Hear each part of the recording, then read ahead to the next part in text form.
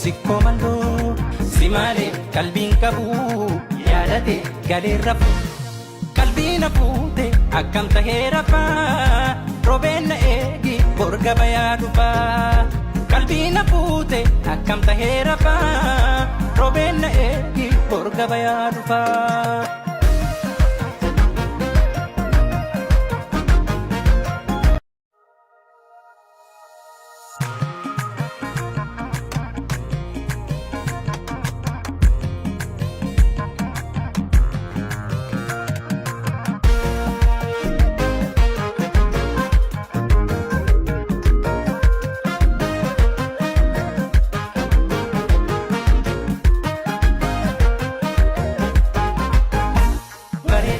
Anajina ijoollee sikkoo mandoo si malee qalbiin qabu yaadate galeerra qalbiin hafuute akkam tahee rafaa roobeen na eegi borga bayaa dhufaa qalbiin hafuute akkam tahee rafaa roobeen na eegi borga bayaa dhufaa.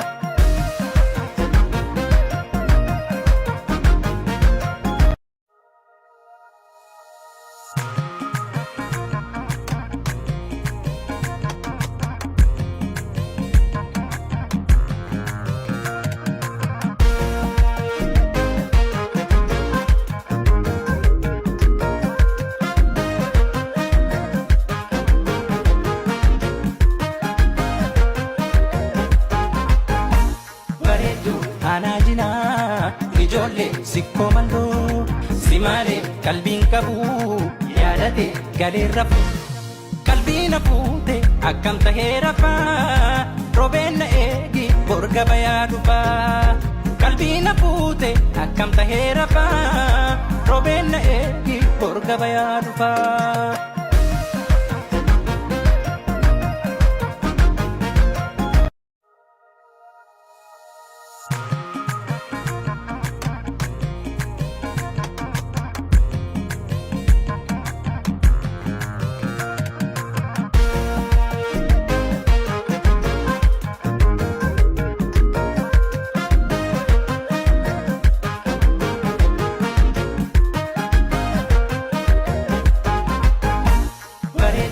Anajina ijoollee sikkoo mandoo si malee qalbiin qabu yaadate galeerra qalbiin hafuute akkam tahee rafaa roobeen na eegi borga bayaa dhufaa qalbiin hafuute akkam tahee rafaa roobeen na eegi borga bayaa dhufaa.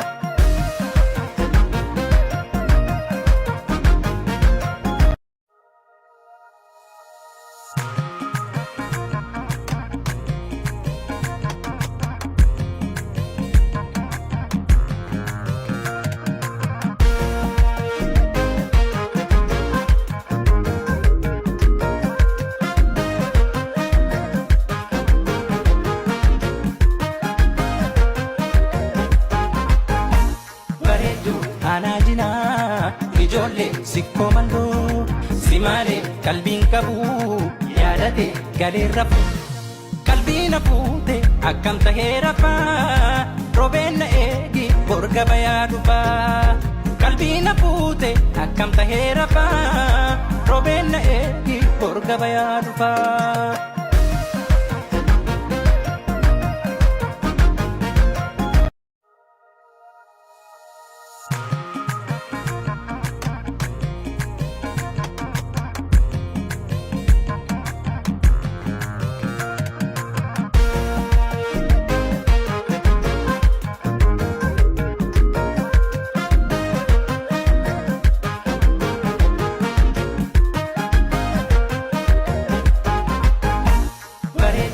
Anajina ijoollee sikkoo mandoo si malee qalbiin qabu yaadate galeerra qalbiin hafuute akkam tahee rafaa roobeen na eegi borga bayaa dhufaa qalbiin hafuute akkam tahee rafaa roobeen na eegi borga bayaa dhufaa.